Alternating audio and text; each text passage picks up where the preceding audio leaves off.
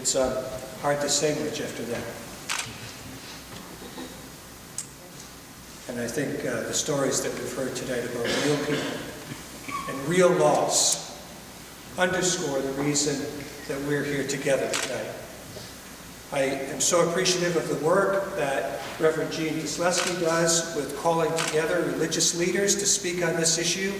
There are a number of religious leaders in this congregation, or excuse me, maybe audience tonight. I get used to using congregation. We are in a church. But I just wonder if all of the faith leaders that were here, would you just please stand up so people can see the support from the faith community that's here tonight? I know you're on the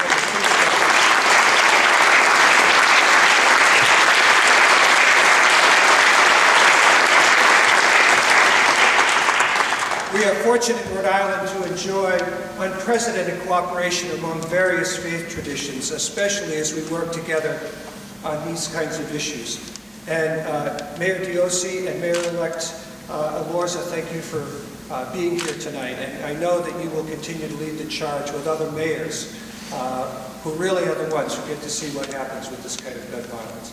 And the last thing I want to say before I make my comments is that sometimes in Rhode Island, we take for granted the accessibility and the cooperation that we have with leaders of law enforcement.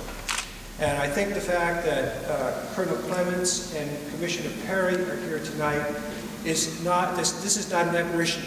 This is the kind of stuff they do all the time. And it's really important.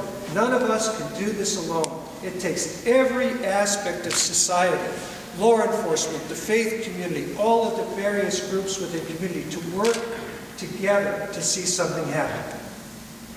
As I reflect upon the loss of life that we experienced 2 years ago and continue to experience every single day in America because of gun violence, it occurs to me that we are in a struggle for our vision of America. I received an email from someone who I have always respected, who has sent me this email and is passing out all around America. And it was an email that proposed a solution in the wake of what took place at Ferguson, Missouri. The solution proposed by this email was this: that every store owner take up arms so that they can fight off demonstrators with guns. And I quote, guns with high-capacity magazines. Twice in this email, there was a call for store owners to and this is a direct quote, to be armed to the teeth in order to fight off any sort of demonstration. This is nothing more than old Wild West vigilantism. This is not the America I want to live in. This is not the image of America that any of us should want to support or be part of. America is always at its best when our leaders call us to what is best within us and appeal to what is right within us, not to call out upon something like encouraging more gun violence. 350 years ago, Roger Williams saw to it that besides the separatists, the Catholics, the Anglicans, the Quakers, the Baptists, the Jews, the Muslims, and even pagans and atheists could live together in peace and harmony in the colony of Rhode Island. 53 years ago, a young American president, in his inaugural address, envisioned an America that asked not what the country could do for them, but what they could do for their country. The Reverend Martin Luther King Jr.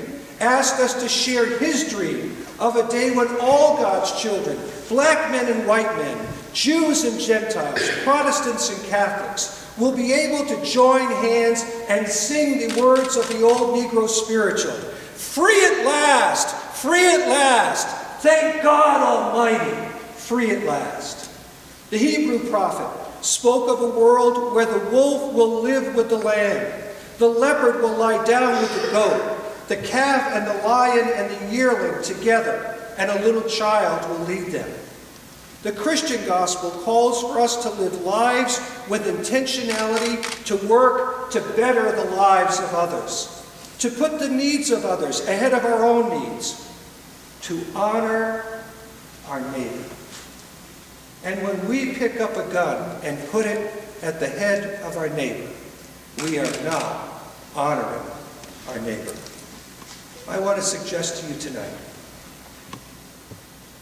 that one of the ways we can honor the memory of those lost at Sandy Hook and all of the others that we have lost and unfortunately continue to lose to gun violence every day, that the best way we can honor their memory is to recommit ourselves to the hard work toward a vision of America that lifts up what is best in us.